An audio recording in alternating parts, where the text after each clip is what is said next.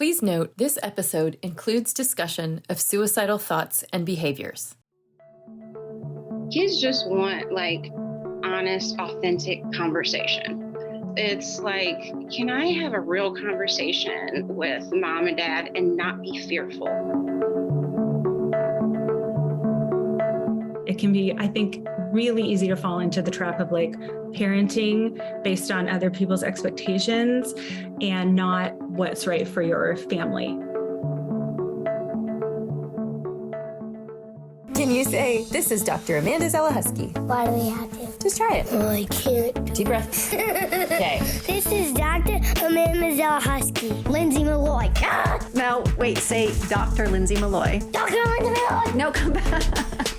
This is Dr. Lindsay Malloy. Welcome to the Paternal Parenting Podcast. One more time. And then after that, can we have a candy flip? No. Please, Mommy. Okay, ready? Pandemic Parenting Podcast. Excellent. Welcome to Season 2 of the Pandemic Parenting Podcast. I'm Dr. Amanda Zelahusky. My co-host, Dr. Lindsay Malloy, is away on a much-deserved research sabbatical, so I'm going to do my best to hold things down for the both of us on this season of the podcast. Back in 2020, Lindsay and I founded Pandemic Parenting in order to share science-based research and to help all who care for kids navigate this challenging time together. Researchers around the world, including Lindsay and myself, have been hard at work researching the impact of COVID-19 on children and families. We've tracked more than 200 of these studies being published, and this season, we're going to discuss many of the direct implications for us parents. So let's dive in. Please note that the information contained in this podcast and on the Pandemic Parenting website are intended for educational purposes only. Nothing discussed in this podcast or provided on the website are intended to be a substitute for professional psychological advice, diagnosis, or treatment. No doctor-patient relationship is formed between the hosts or guests of this podcast and listeners. If you need the qualified advice of a mental health or medical provider, we encourage you to seek one in your area.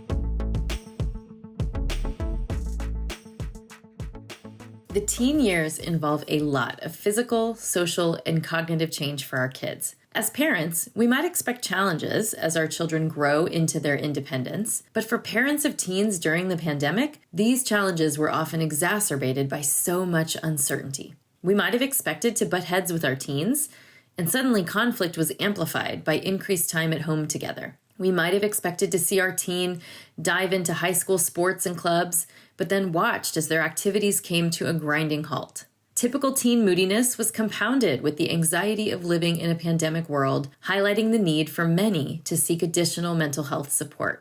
In this episode, we're taking a look at some of the latest research findings on teenagers during the pandemic. How has parenting teens changed in the last few years? How have parent and teen relationships been impacted by the pandemic? And how can we support our teenagers' mental health and recognize the toll the last few years have had on our kids? We'll hear from a licensed clinician with particular expertise in working with teens and parents, as well as multiple parents whose children range from early adolescence to young adulthood.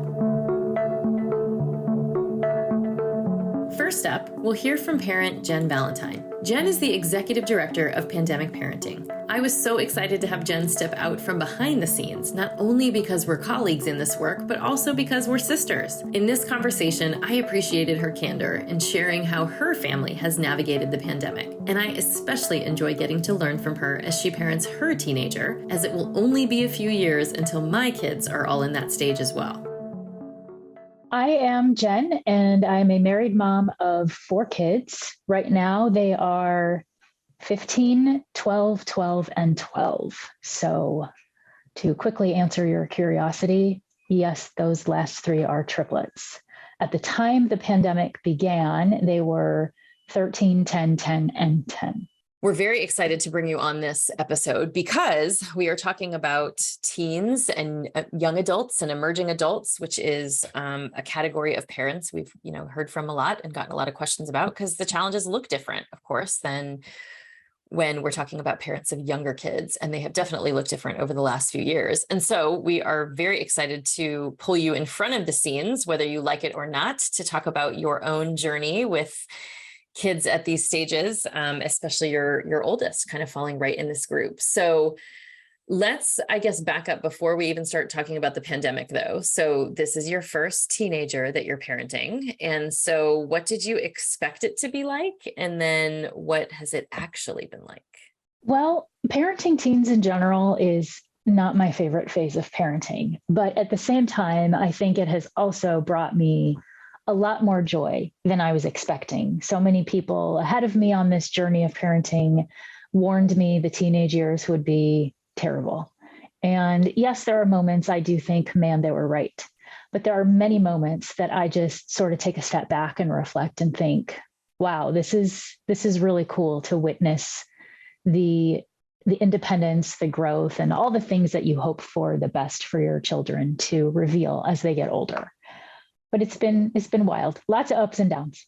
What has surprised me probably the most about raising a teenager so far is that they really do understand what, at least me as the parent, is trying to achieve or accomplish through some of the decisions I make or my husband and I make together, as long as we explain it. They might not always agree with our strategies or the outcomes, but often if we just take a moment to explain something, they understand. And to me, that really shows great maturity for being so young. Whereas when they were younger, in the preteen years, it was just quick to react. And that doesn't always lead us down a good path for a nice, positive relationship. Yeah, they pick up on and understand more than I think we give them credit for a lot of times at this stage. Absolutely. I'm Miranda Dauphiny, and I am a widowed mom of 4 kids, or ages 6, 8, 11, and 21. I also work for Pandemic Parenting, handling social media and marketing outreach. I mean, I think my expectations were kind of just the cliches that you hear about teenagers, that they're hard, that they're, rebellious, that they're sassy, they talk back, they push boundaries. I think I was just expecting kind of the typical teenage years that you hear about everywhere, that people talk about. Sometimes I think teenagers get a little bit of a bad rap because it's like, oh, wait till they're a teenager. Yes. And so that's kind of, what I was just anticipating to be my reality with him. And drumroll, was it? Has it No, been? it wasn't at all. And he is, probably an atypical teen in that way, that he has just not really given me a whole lot of trouble. I think mostly because that's just his nature. I think he just is kind of a low key sort of kid. Well, not anymore a kid, but he's just, a little bit of a natural rule follower. And honestly, I think the difficulty with him was really like getting him going, sort of, because he was very kind of content to just be and move slowly through the world and through life. And so, I was expecting a lot of having to like rein a teenager in. Mm-hmm. And that was a little bit opposite here, where I felt like I was constantly towing the line of having to figure out how to kind of push him out a bit. Yeah. Parents typically have some sense of what it's like to parent a teen as their child enters adolescence. But for parents of teens during the pandemic, there were so many unknowns. We've been closely following the emerging research trends, so I wanted to highlight a few important findings. In one study, Dr. Santiago Morales and his colleagues at the University of Maryland and the University of Southern California have been following nearly 200 adolescents in the U.S. before and all throughout the pandemic. Here's what they discovered. In the first month of pandemic lockdowns, adolescents reported an increase in anxiety, stress, and COVID-related worries. For adolescents with higher levels of generalized anxiety pre-pandemic, this increase was greater than their peers with lower levels of generalized anxiety. For adolescents that had higher levels of social anxiety pre-pandemic, they reported lower initial levels of anxiety, stress, and COVID-related worry in the first month of the pandemic than did their peers with less social anxiety, but this difference actually lessened in the pandemic months that followed. This is pretty consistent with much of the research we discussed in our previous episode that focused on how families experienced uneven effects of the pandemic. And several studies note the increased negative impact for populations that were already marginalized or facing existing mental health challenges. In another study, Elizabeth Jones and her colleagues at Jackson State University conducted a systematic review of 16 different studies conducted in the US, China, Canada, and several other countries. They found that several of these studies established a strong association between the COVID-19 pandemic and increased rates of anxiety, depression, and stress among adolescents. Special populations, so for example, LGBTQ plus teens, adolescents diagnosed with anorexia, and adolescents diagnosed with obsessive compulsive disorder, or OCD, seem to fare worse than their peers during the pandemic. They also highlighted the increase in alcohol and drug use among teens throughout the pandemic, as well as signs of smartphone and internet addiction. I had the chance to speak with licensed professional counselor, writer, educator, and public speaker, Dr. Crystal Burwell, about the way she has seen the pandemic and our emergence from it impact teens and their parents.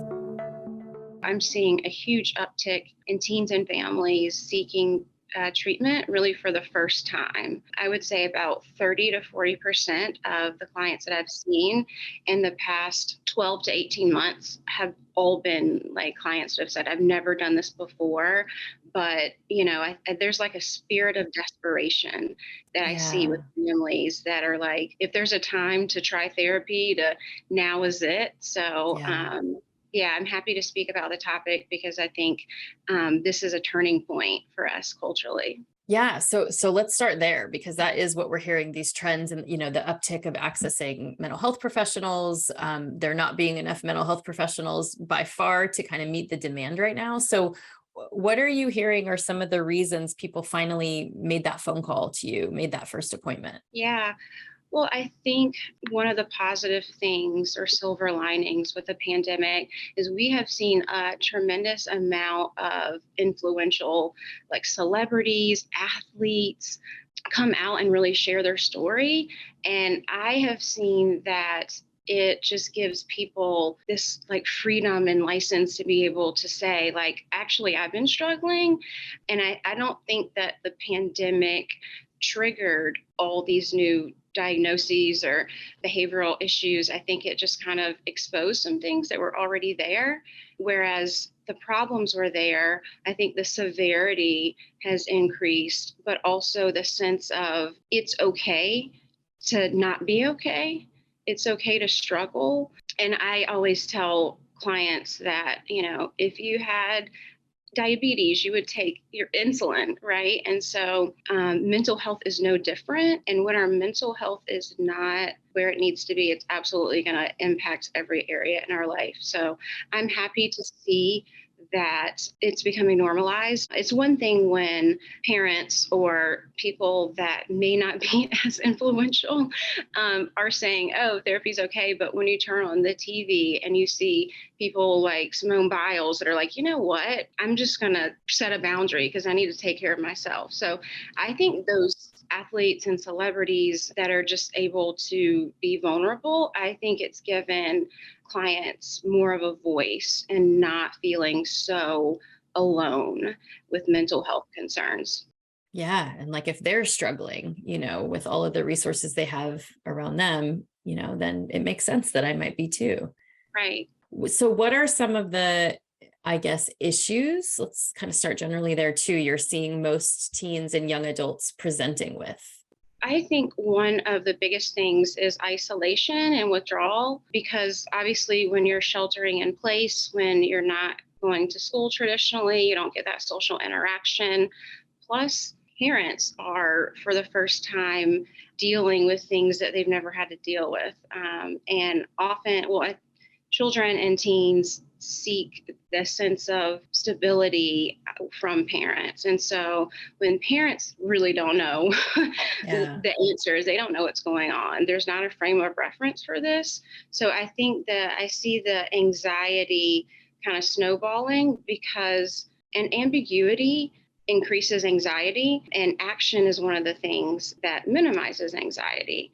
So not that anyone has a magic wand or the answer, but I do think seeking treatment is one of the first steps for families to kind of regain that sense of normalcy. But I think for sure withdrawal and isolation, which is the nature of a pandemic, are like, I think, the initial stages that start to kind of unravel emotional stability and a sense of security. And I think it can really bring about a sense of helplessness, and even sometimes hopelessness, when you're looking around and mom and dad don't have the answer and everything kind of just seems uncertain. Yeah. And like I was struck so many times over the last few years of a lot of times what our interventions would be in these kinds of situations, right, is to seek more connection, to strengthen relationships, to do more activities. And it was sort of like the opposite of what we were able to do. You know, the recommendations to keep people safe were counter to what a lot of our psychological interventions would be in many cases. So that made it especially challenging, I think, in exacerbating what you're talking about. Absolutely. I think one of the first things in the initial appointment that I focus on is like, what does your support system look like? And oftentimes those are, clients that are suicidal or have struggle with self-harm. Those might be protective factors. And so when that's disrupted as well, and kids aren't seeing their peers, I think that is a huge trigger for withdrawal and isolation and unraveling of like our emotional sense of peace and rest and stability. For Miranda and her teenage son, the pandemic hit at a time of great transition. Not only was her then 19-year-old emerging into his young adulthood, Miranda shared how she felt her family was just starting to finally hit their stride again after the loss of her children's father a couple of years prior to the pandemic. It was a very difficult transition. Obviously, the first few weeks, like everybody else, it was kind of like, okay, we're in it to win it. We can do this. We got this. And then I think as the reality sunk in that this was going to be, it for a while, it was difficult.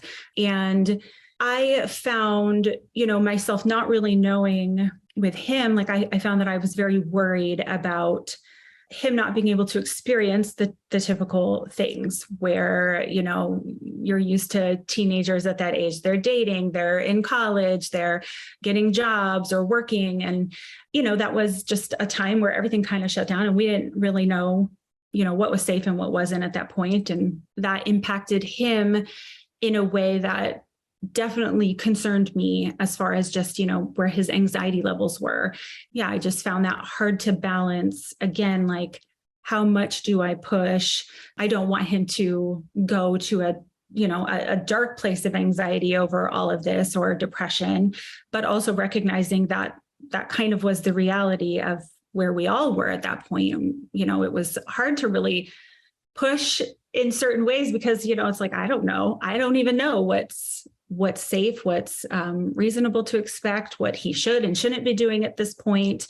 And I think like a lot of other parents with kids that age is just watching what their friends are doing and just trying to balance like what's right for our family, in contrast to what other families were doing. And so, I think it's just a lot of that was typical to what everybody else was experiencing. And then we had the added layer of, just kind of coming out of a traumatic time for our family as well. That's right. Yeah. Yeah. I think it's really easy as a parent to sort of start like going down this, like, not necessarily worst case scenario, but it's just like a snowball effect, a domino effect almost, where like, well, if he's not doing this, then this and this and this, and then, it's easy to sort of like think everything's going to be, messed up.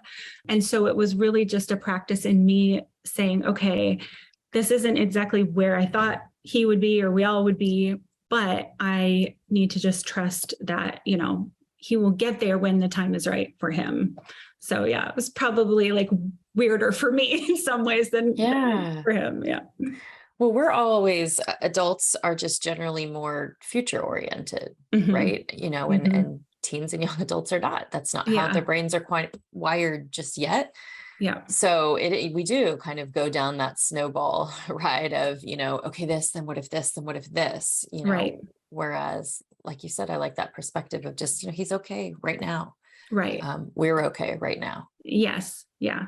Yeah. A practice in living in the moment. Right. Which is really hard. It's really hard. Yeah. It was interesting timing because the start of the pandemic was also puberty for him anyway. And while we definitely witnessed the early signs of that, particularly with the sass or the attitude or the back talking or just the general disgruntled nature, the physical changes hadn't really started to take place until that spring in 2020.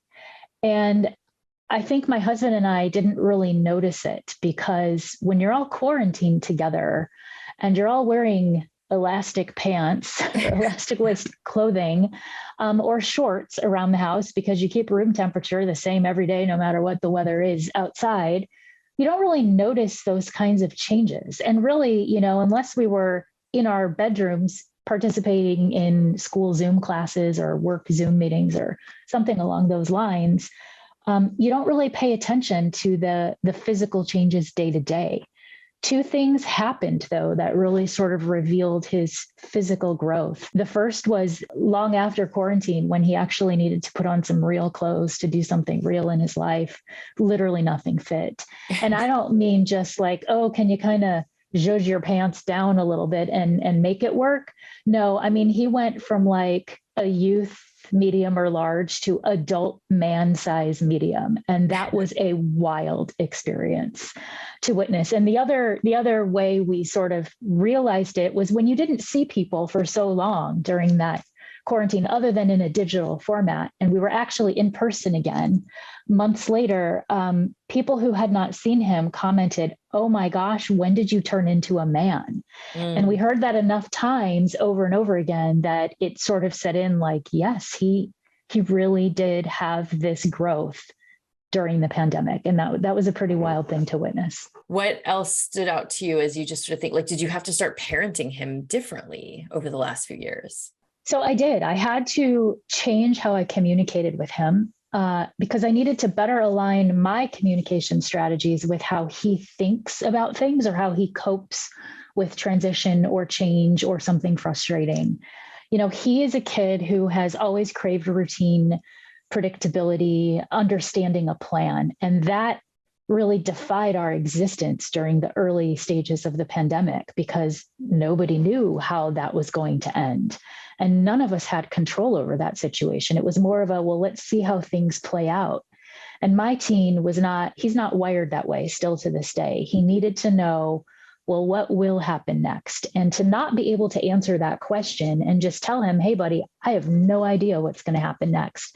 That actually caused a lot more frustration and anxiety and worry for him because normally as the parent, I'm someone he would turn to for that reassurance that everything's going to be okay, no matter what the everything was that he was worried about.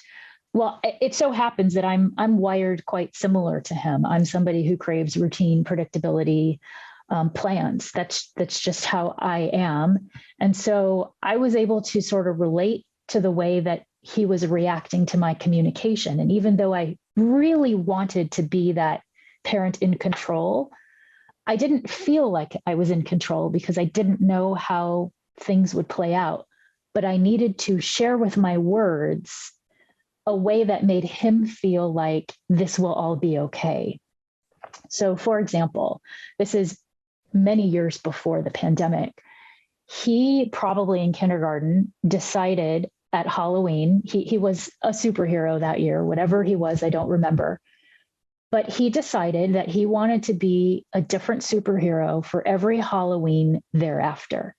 And so he created a list that was 10 superheroes long and said, in first grade, I'm going to be this superhero. In second grade, I'm going to be this superhero. In third grade, I'm going to be this superhero. Now, of course, as the parent, I knew that that would probably not actually work itself out the way he had planned. But the mere fact that he created that plan and he could rely on that when he would think about Halloween in the future meant that he just felt more content and more in control of his situation.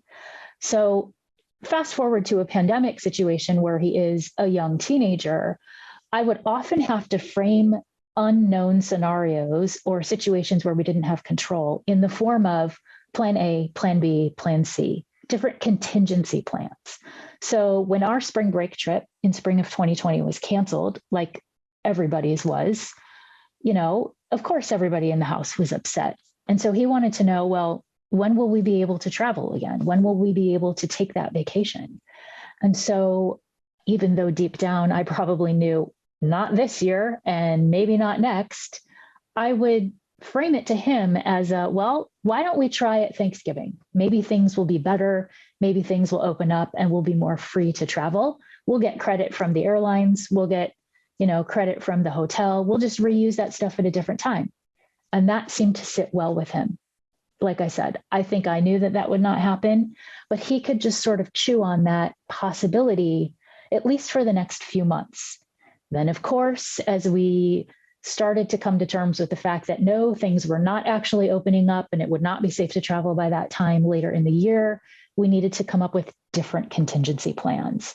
So, who knows if they all turned out or not, but the way he was wired just sort of lent itself to, at least in our house, coming up with a variety of different plans to at least be prepared with answers that made him feel like he had more predictable routine or some kind of control over his immediate and foreseeable future. Yeah, he needed like anchors. So it's not just this unknown abyss of time where we won't know or we'll still have this uncertainty. It is, which I think crashes right into developmentally what we know is happening during this stage of adolescence and emerging adulthood of they need control. They are clamoring for control and autonomy and independence. And so I think that makes a lot of sense to kind of have anchors like, well, we don't know, but here's when we will try to reevaluate this. And so then they can kind of plan accordingly. How have we seen the pandemic impact relationships between youth and their parents? Well, I think, unfortunately, some of the negative things that I've seen come out of this is when you're sheltering in place, you spend time with people and sometimes you look around and you're like, I don't know if I like you, or you're going to never, and not having that outlet of going maybe to work or to school, those things matter. And when there's interruption with that, I've seen a lot of dysfunction. I've seen an increase in child abuse, an increase in domestic violence, which is unfortunate, which is one of the reasons why I always want to know what's going on in the home, because adults are struggling. And it's okay to say, I don't have the answers as a parent. There's not a blueprint. There's an increased strain on the relationship because everyone is stressed and it feels like things are unraveling and we don't necessarily know when they're going to be back to normal. But speaking of normal, it's very subjective. I do think one positive is that parents and kids are looking at what was normal and was normal working. Yeah, right. So it can be an opportunity like to dismantle what wasn't working. And open up space and opportunity to create something that's sustainable and like really work on repairing familial like ruptures, emotional ruptures that have been there, but they're festering the more time you spend with someone. Those are some of the negatives. I also see with the positives that parents are forced to reevaluate some of their values and priorities. I hear parents say, I don't necessarily want to work 40 to 60 hours a week just to be able to give my kids stuff. And then I realized during the pandemic, we don't really have the relationship that I thought. And my kid is on social media all the time and getting it, feeling like this is a real connection. And I think that has been hard for parents and hard for their kids. Yeah, it's just interesting. It's making me think like it was a mirror at periods of this in some ways, like you said, you think you have a certain relationship with your child, or you think, oh gosh, if only we could spend more time together. We're so busy. I'm running her here, there, and everywhere to practices and activities. And we're just so busy. And, when we have more time to spend together, whatever, fill in the blank. And then here we were forced into this, like, oh no, there's no activities. There's no more busy for this period of time. And then we were sort of forced to look at those relationships, see how we were communicating when we had nothing but time together, in this sort of undefined abyss, not knowing how long that would go on. So I think positives and negatives there. It really did cause people to step back and say, look, well, what are these dynamics? How are we communicating? Is it this opportunity, like what you're describing, this sort of great reset, to be able to really look at and prioritize and consider, how we move forward? Absolutely. And I do want to point out one positive that I've seen with families that aren't afraid to have a new normal. This has also forced parents to use this as an opportunity. I have lots of parents that have used this time to start writing a book, start a business, things that they might have felt like weren't attainable. But obviously, the shift with parents, adults saying, I don't know if I want to go back to work, or this hybrid of, working remote or, strictly remote gives me a better quality of life and a better work-life balance. And I do think those positive changes trickle down, and, we model for our kids. So if they see mom and dad, struggling, of course, that's going to impact them. But if they see mom and dad using this as an opportunity to do some things maybe they've always said they were going to do, but didn't find the right time, as if there's ever a right time. Right. And I see children speaking of that and being able to have a sense of, well, maybe I can do it too. And like, maybe I don't have to have a 9-to-5 corporate America job. Maybe, maybe I could do something different. And that is encouraging to see. Yeah. And they're seeing their parents advocate for themselves in some of these contexts, which I think, gosh, the developmental stage we're talking about, for adolescents, where we're really trying to help them know how to set boundaries, advocate for themselves, exercise behaviors consistent with their values, all those kinds of things, to get, like you said, to get to see their parents doing that in their work environments, maybe with their friends and family, is really, gosh, what a way to observe life lessons kind of being modeled right in front of you. This is Thais from New Jersey, and my parenting challenge during the pandemic was feeling like I lost a year of getting to know my teenage son's friends. There were a lot of relationships that were formed primarily online in spaces that we didn't have access to because it was during the remote schooling day. And then when he started as a freshman in high school this year, as he was kind of navigating some of the bigger choices and challenges of being a teenager, it was hard to know which friends to encourage him to spend more time with and which ones we might want to exercise a little bit more caution with. And I know that navigating friend groups is a challenge for lots of parents of teenagers, but there's a way in which the pandemic really heightened that because it feels like we got robbed of the opportunity to meet more of these kids face to face and get a sense of them and their families and the kind of influence they would be on our child. Well, this was one of those learning moments for me because all of a sudden I needed to pay closer attention to his behaviors, especially during the initial quarantine period before school had gone back in person. So many things had changed in his patterns of how he would communicate with his friends. And all of a sudden I started to notice less and less was he spending time with the friends that I knew he was close with? And more he was beginning new relationships in a digital format with people I'd never heard of before. Now, admittedly, it was me overhearing him yelling through video game headphones. So I didn't exactly know what it was about or who he was talking to, but I knew that the names were not familiar to me.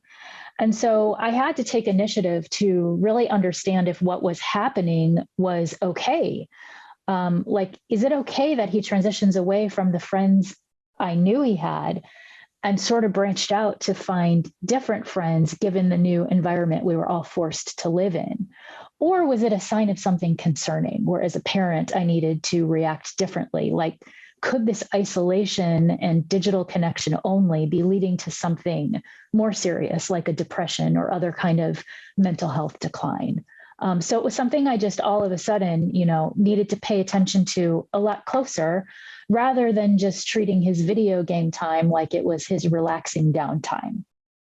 I had a recent client speak to the fact that her parents don't even know the names of some of her friends. And I think that was hurtful because for her, as someone that's in college, early years, her social group has more of an impact on her than her parents, because she's always had a better sense of like acceptance and belonging with friendships. And so when parents can't even like know the names of the kids that they're interacting with, much so, and those are the ones that they may see right. or have seen. And then I think social media gives this imitation of real relationships that aren't there. And I've seen a lot of social media dangers that are creeping in, or again, that were there. But when you're spending more time on social media, there's obviously going to be an uptick and the good and bad of what that brings. Yes. And so social media dangers for sure, I think, is one of the things we've seen rise, in the research, concerns about that. Another one has been eating disorders. And I know this is one of your areas of expertise. And so wondered if you could kind of speak to that. What have you been observing? What are some, recommendations for parents to kind of keep an eye out for? Yeah. And I will preface this with kind of what I say about so many things, is that many of those issues were there pre-pandemic, but they've exploded. And I think the pandemic brought together just the perfect set of ingredients for like the perfect storm of ED symptoms to explode. And whether your child has a diagnostic eating disorder or if they have disordered eating, food addiction is different than like substance abuse. We don't need substances to live.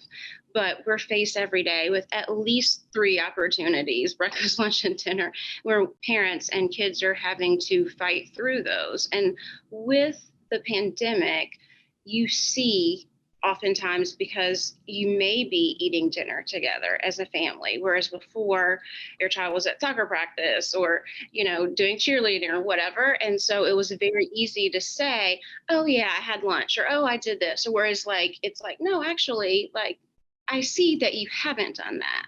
And so I have seen, whereas a lot more clients were coming in on one end of the spectrum or the other with like the restricting, the, more anorexia type symptoms or the binge eating. Whereas now I see like a lot of gray, which makes sense. But a lot more fluctuation in symptoms, a lot more compensatory symptoms.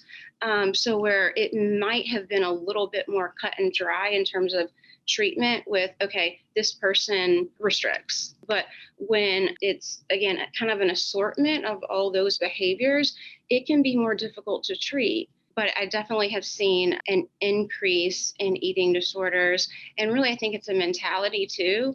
It wasn't that long ago that we are like at the grocery store trying to get paper towels and tissue and basic things. And I've noticed a scarcity mentality when it comes to food, not knowing if there's going to be enough. One of the things that I have tried to be intentional about is providing more accessible treatment. And so I'm taking clients from a variety of socioeconomic backgrounds. And I think this hasn't been discussed enough. But if I'm treating a client whose family is struggling just to put food on the table, and oftentimes those are the parents that are in professions that you're more likely to interact with the public, which means you're more likely, you have a greater chance of being exposed to COVID. So that's a different set of issues. And so kind of the fear of, is there going to be enough?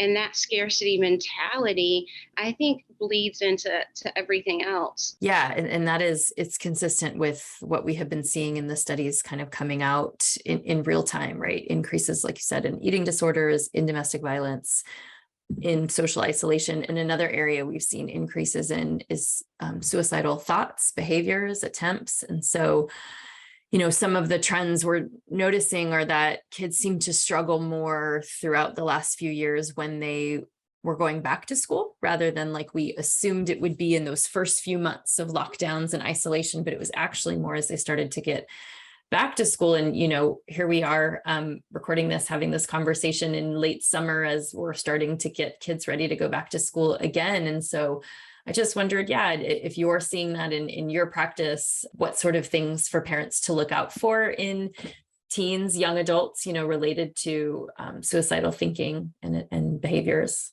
Definitely. I've noticed, especially doing more groups, and that's another way that I think kids have begun to find their voice, because so many of them are saying, like, I'm just lonely. Yeah. I don't have, any friends anymore. And that can be devastating. And so then when you go back to school and you don't have anyone to sit with in the cafeteria, that's really hard. I think going back to school, that as well as the academic and social piece for sure, but fear of, am I behind, or how far am I behind academically? And there's still the same, I feel like, unfortunately, the same level and pressure of performing academically. And so a lot of kids lost some academic gains that they had. And then if, you have that paired with, I don't really have any friends and I feel lonely.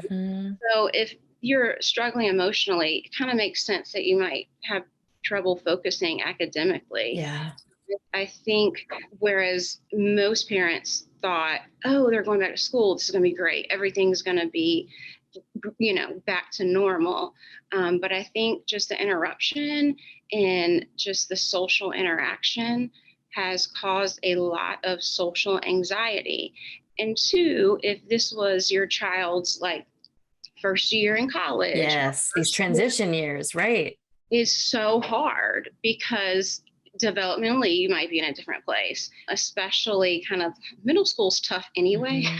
But if making like that kind of difficult transition and it's like you're skipping a step and kind of throwing your child into this, from the shallow end to the deep end, and they don't have the social skills to really be prepared. And so when school starts and they feel that sense of not, fitting in or belonging, and they have this same sense of anxiety, as we're coming out of COVID, still at home, and the expectations in terms of academics haven't been tweaked. Going back to school or work is a whole nother chapter of this. Normal isn't normal anymore. There is work to be done in terms of even when you go back.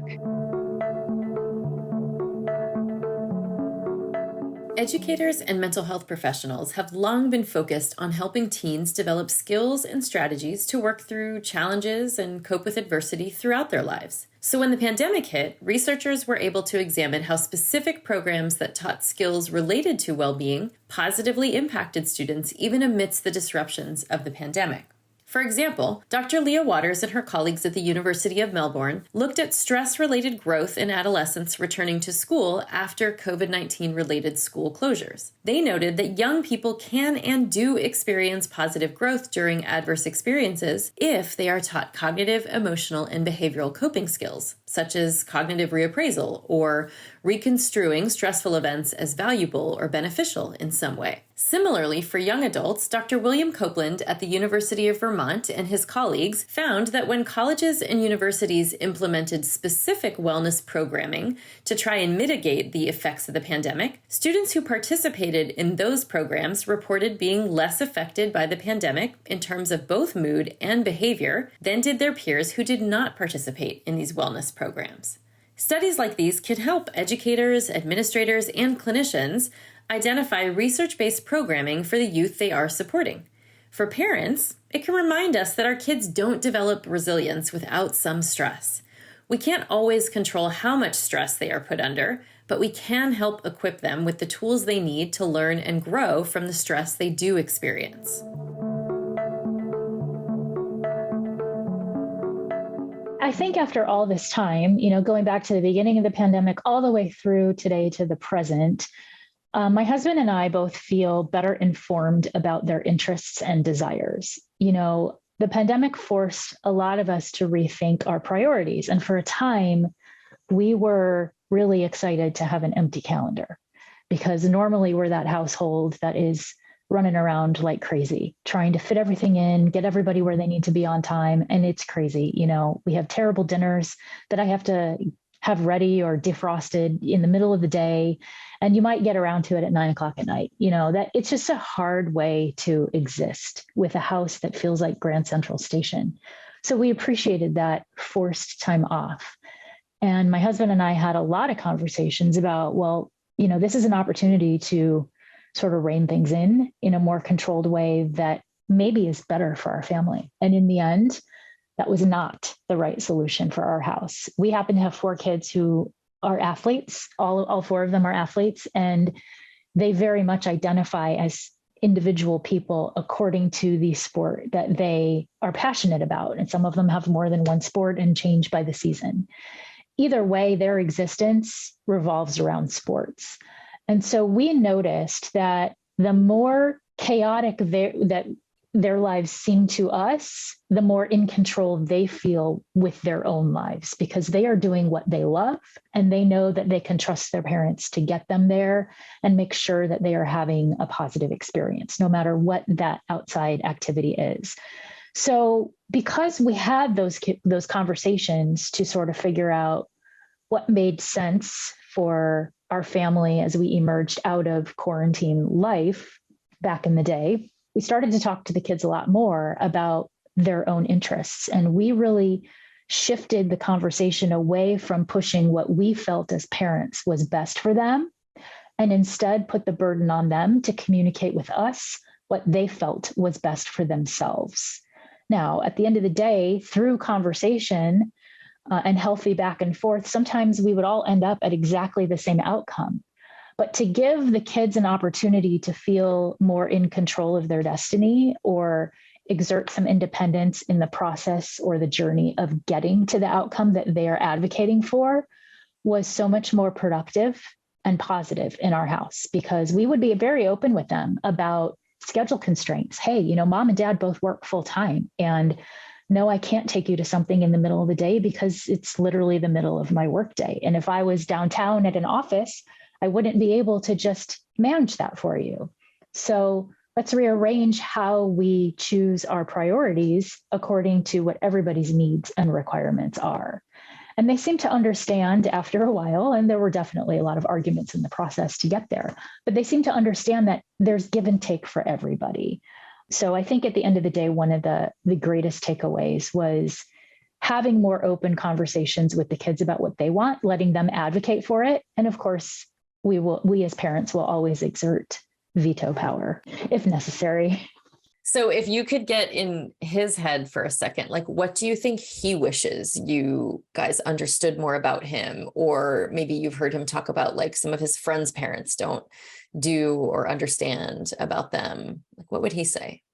Well, I have asked him that question, believe it or not. And the answer we get from him is, sometimes I just wish you would trust me. I wish that you would trust that I know what I'm doing. And that just sort of silences me, because of course I think, no, you don't know what you're doing because you've never been older than what you are at this phase in your life. But he still comes around and he pulls out the win. And that win could be, no, your alarm didn't go off. Your mom had to wake you up in order to get to school on time. And guess what? You still showed up to school on time. So maybe the victory is something so small as, hey, you showed up to school on time. Now, just because it wasn't the way I would have done it, where I would have set 3 alarms to make sure that I got up in enough time to accomplish all the things I needed to do before I left for work, he's doing it his own way. And I need to just trust that process, because he'll learn.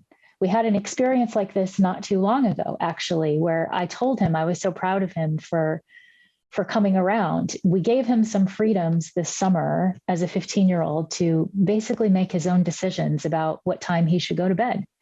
Now, I'm always the first one to go to bed at night in my household, and I totally own that, and I have no shame whatsoever. He, however, likes to test the water of trying to stay up as late as possible because he thinks that's a great idea. Doesn't matter how often his parents tell him that's a terrible idea. You've got work the next day or soccer practice or something that requires you to be well rested. So maybe you should get more sleep. Well, it was after a few weeks of this routine where he had a schedule during daytime hours, but still kept himself awake pretty late at night, And he finally admitted, without even me asking about it, he just said, I think I'm done trying to just stay up late for the sake of staying up late because it's really affecting my days. Like all I want to do is come home and take a nap, and I don't have time to do that. And I just looked at him and I didn't say a word. And he said, I think you were right, but I needed to go through this process myself. I needed you to not tell me to go to bed. I needed to tell myself to go to bed. And then he walked out of the room. And that was the end of the conversation in which I never said a word, but he still arrived at the correct outcome. It just wasn't, like I said, it was not through the process that necessarily I would have followed in order to get there. Gosh, which is just so insightful too. And it's not in our time, which can be really frustrating as a parent. Like he said, he got there, he needed to get there on his own, but it's in his time. And so I think sometimes as parents, it's like, would really like you to get there faster, but it's in their time. And what a powerful conversation that wasn't a conversation, but it was a realization for him and you that maybe reassured you in some ways for exactly what he wants, which is to trust him. Right, exactly.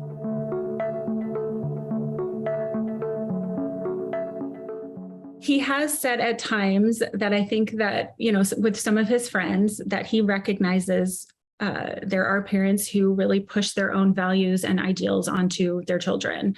And even without meaning to, I think we all can do that to a point. And just that he has been grateful to sort of feel like he can create his own path, and that, he's been allowed to always think for himself and kind of discover things for himself. That has always been a big thing for me, because I also didn't really have that growing up. It was very much like, this is one way of life. And so I've really encouraged in my kids a lot of, exploration and critical thinking of just life experiences and looking at life through a different lens. And so I do know that he has said that about some of his friends, and just that, parents can sometimes be very tunnel vision almost about, how life should be. I hope that once this pandemic season, I guess, has calmed down, whatever that means, that we'll still look at mental health as not a luxury, but a necessity. So I think parents oftentimes, we raise kids to be productive members of society, and we think of them being financially responsible and all these things. But if your child isn't have a sense of emotional responsibility, if they haven't learned those skills to take care of themselves, then it doesn't matter how many AP classes they're in. I always tell parents, if your child is suicidal, it doesn't matter if they're making straight A's. I think there's a direct correlation between when parents, because we model behavior, obviously, when they aren't afraid to say, hey, maybe I'm struggling, maybe I need to get some help. Kids listen to what we do, not necessarily what we say. And then the more you're having hard conversations, the more you realize, actually, there may have been a history of depression or anxiety, on both sides of the family. And so I think it's so inspiring to see families have those hard conversations. And I see probably the most growth in families that are able to be vulnerable. Yeah. And I'm just sort of thinking about what you said too, with just, if there is, for example, a history of mental illness in the family, right? Don't assume that your child knows that. It might be that you're thinking, oh, they know that Uncle so-and-so struggled with this, or that in our family we have because you're exactly right that normalizing those conversations invites them to come and say, I've been struggling kind of in this way. And so, because I think that's a question we've gotten from parents a lot around, well, how do I tell if this is just normal? They're feeling isolated, they're pretty bummed that things have been canceled over the last few years, or they feel a little more withdrawn. What's sort of typical in a global pandemic versus what are those red flags you were alluding to? So maybe let's unpack that a little bit. How can parents kind of tell it's really time for me to seek some help versus not, my child just might be in a funk, which sometimes young adults go through. Yeah. Well, I would say anytime there's a disruption or a transition, just the nature of transition, whether it's a pandemic or bullying or divorce, you can expect, it's not a matter of if, it's a matter of when and what that will look like, and to the severity. So I think the most common signs are disruption in sleep and eating patterns, If your child is isolating a lot more, like parents know their children. If something feels off, usually it is. Yeah. And worst case scenario, we drill down with that, and maybe it's not diagnostic, but it certainly is. Any type of treatment is going to be helpful. And I think it gives kids a sense of normalcy, of it's important to take care of my mental health, and that I should prioritize it. Underscoring this idea too of like not waiting until they're in crisis, until they are self-harming or demonstrating suicidal thoughts or behaviors. Like this isn't something that's meant to necessarily wait. And I think a lot of people misperceive when to seek mental health treatment. And, this is such an important age that we're talking about to empower your kids with coping strategies and skills, like teach them now before they go off to college or move out of the house, or start a new job, like situations that are going to be major transitions. They're going to be more independent, and they're not going to necessarily, listen or be at the mercy of you saying, you are going to this when they are young adults on their own. And so it's such a great opportunity to just empower them with some of these skills to manage, these emotional shifts, disruptions, life transitions, to really expose them to that now, I think, rather than waiting until it gets very concerning, because it's also better for them to form a relationship with a mental health professional, a counselor, at this stage when they're not in crisis, so that when they are really struggling, that relationship's already there, and they can work together through that. So what are some of your go-to questions or ways that you help parents facilitate those honest, authentic conversations that youth are really craving? I don't think that there's like one right way.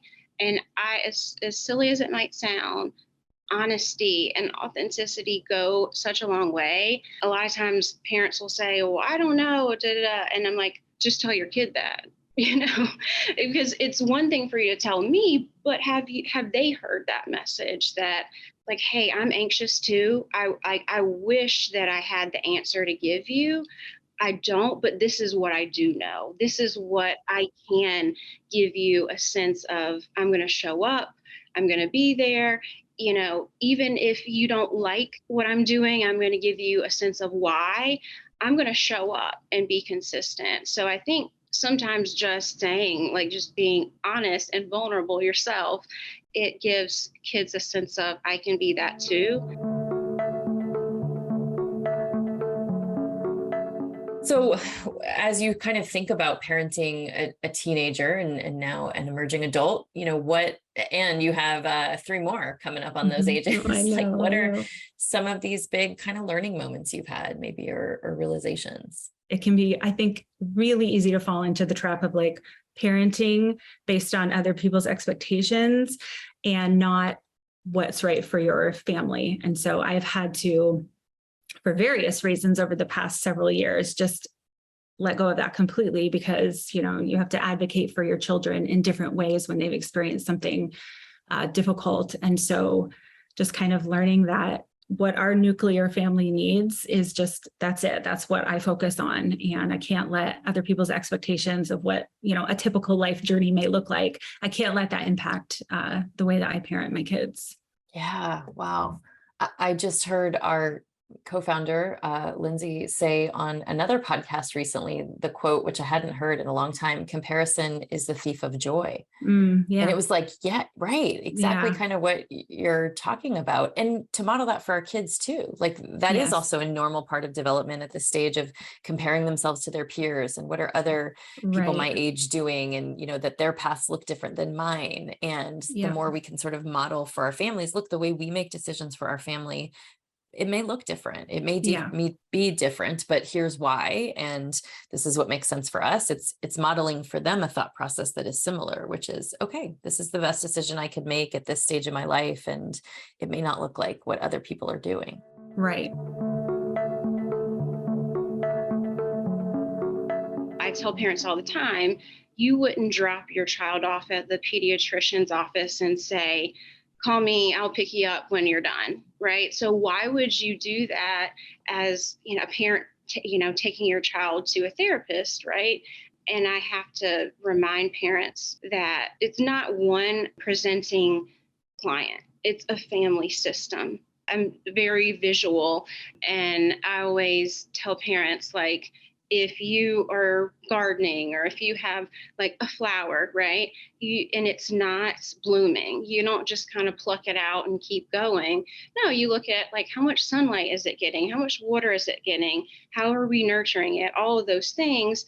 And I think of the family system like that. Everyone has a different role. And so there has to be a sense of, yes, my child is acting out, or yes, they need help. But it's not so much about the behaviors. I find that when the emotional ruptures that have, happened that weren't dealt with, when we can repair those and there's some gains in terms of positive family interaction, sometimes those behaviors will take care of themselves. Kids just want like honest, authentic conversation. It's not so much of like the Xbox and the whatever it is. It's like, can I have a real conversation with mom and dad and not be fearful? Because if you can have that, it is just so impactful. So what I've learned with having 4 kids in the range of teenage years is that every kid is completely different. And the lessons I've learned from my oldest in some ways apply to my younger ones, but not entirely. And so I have to be open to modifying my communication strategy or just my expectations of how they will communicate with me based on how each of them is wired. My advice, though, would be to test the water in different ways with each one, because none of the lessons is one size fits all. It's, what might work for him doesn't work for her, or what does work for her is completely ignored or just rejected by him. And so it's not until I go through, or any parent goes through, the trial and error process of what works and what doesn't work for each kid separately in order to know this is what's working. And like you've said many times, it works until it doesn't work anymore. And I have taken that advice to heart many times in parenting teams over the years. It works until it doesn't work. And then when it stops working, revisit the strategy, go back to that trial and error, make a few, mistakes along the way and learn from it. But just remember, each kid is so very different.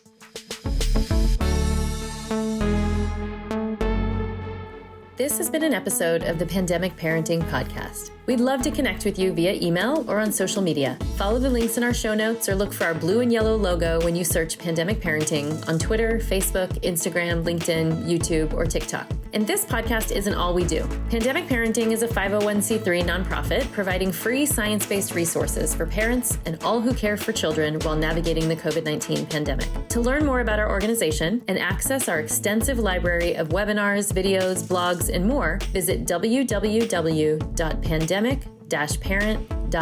This season of the podcast is produced by Victoria Bruick, Carmen Vincent, and myself, Dr. Amanda Zelahusky, with strategic support from Dr. Lindsay Malloy and Pandemic Parenting's Executive Director, Jennifer Valentine. Many thanks to the Pandemic Parenting team for their work in making this show happen, including Miranda Dauphiny, Lydia Lang, Julianne Matthews, Mark Snow, and Paula Sillers. If you want to support the work of Pandemic Parenting, you can do so in a few ways. You can leave us a 5-star rating and review on Apple or Spotify. You can donate to our nonprofit at www.pandemic-parent.org/support. And lastly, and most importantly, you can share this episode with parents and caregivers in your communities. Until next time, thanks for listening, and please give yourself some grace today.